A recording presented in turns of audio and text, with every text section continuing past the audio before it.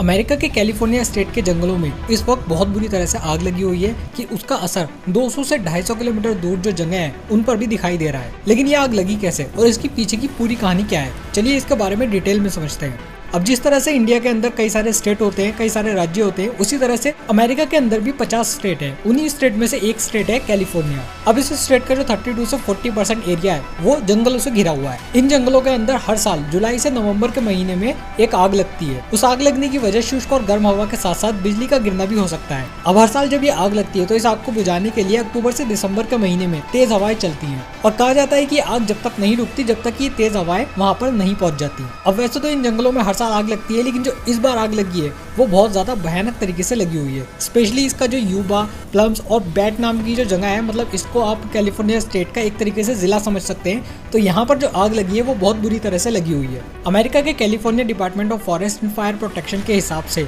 9 सितंबर 2020 तक ये आग अब तक 1,50,140 एकड़ तक की जमीन को जला चुकी है और उनका कहना है कि आगे जाकर ये लगभग 2,10,000 से 2,54,000 एकड़ की जमीन को और जला सकती है, क्योंकि ये आग लगातार बढ़ती ही जा रही है। और एक्सपर्ट्स का मानना है कि क्लाइमेट चेंज की वजह से इस आग के और ज्यादा बढ़ने के चांसेस बढ़ते ही चले जा रहे हैं। वैसे अमेरिका के कैलिफोर्निया स्टेट की कुल लैंड है 100 मिलियन एकर्स, जिसमें से 90 मिलियन एकड़ जो है इसका फॉरेस्ट से ढका हुआ है और इसमें से लगभग 2,54,000 तक एकड़ की जो जमीन है वो जलने का एस्टिमेट लगाया जा रहा है कि वो इससे जमीन जो है वो आग की चपेट में इससे आ सकती है। मतलब अगर आप टोटल लैंड को कंपेयर करेंगे तो भले ही आपको ये ज्यादा इलाका नजर ना आए, लेकिन अमेरिका के कैलिफोर्निया स्टेट के जिन जंगलों में ये आग लगी हुई है उन इलाकों को बहुत ही अहम माना जाता है, क्लाइमेट चेंज के लिहाज से भी और पर्यावरण के हिसाब से भी।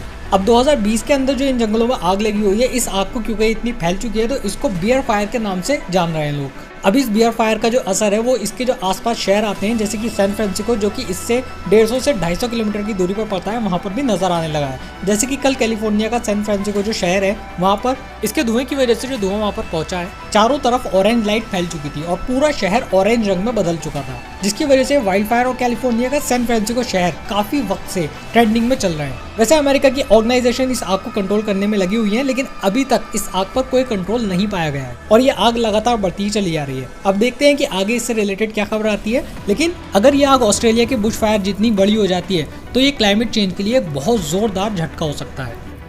सो गाइस, इस वीडियो में इतना ही। अगर आप ये वीडियो फेसबुक पर देख रहे हैं तो हमारे पेज को लाइक जरूर करें और अगर आप ये वीडियो यूट्यूब पर देख रहे हैं तो हमारे चैनल को सब्सक्राइब जरूर करें। मैं मिलता हूँ आपसे नेक्स्ट वीडियो में, तब तक के लिए टेक केयर।